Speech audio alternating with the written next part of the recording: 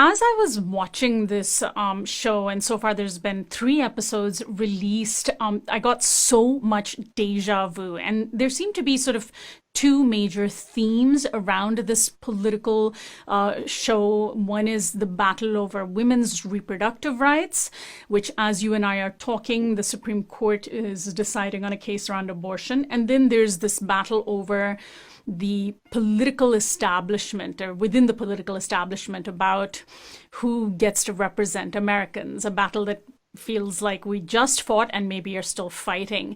I don't know if the people who made this film intended for it to be so prescient. What do you think? I think they knew what they were doing. Yeah, I think it was intentional.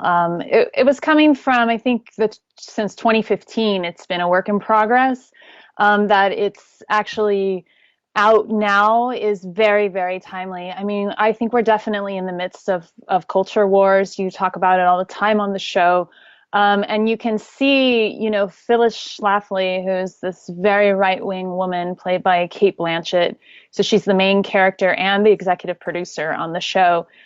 She really sort of founded she was a leader in the current right-wing fundamentalist movement. And if it weren't for her, the ERA wouldn't have passed. This is the Equal Rights Amendment, which is also a battle that is still continuing. Yeah, and honestly, that's why it's so difficult for me to watch this show. I think it does a lot of things right. But one of it just like bubbles up this rage in me to see how this, these platitudes about the American family life is going to be, decaying, sort of these like slogans that are still really being used today and confusing people. So I think it's doing the job it set out to do in that way.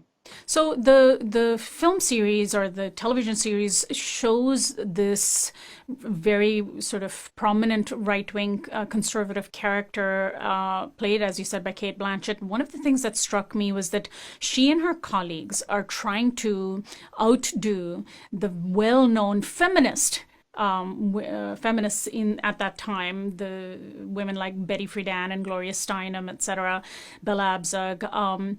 But they, in order to battle them, have to step out of their comfort zone, have to step out of the homes to make the case that women belong in their homes. I thought that was really interesting.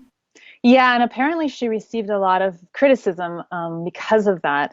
But basically, she's a really smart woman. She has a master's that she finished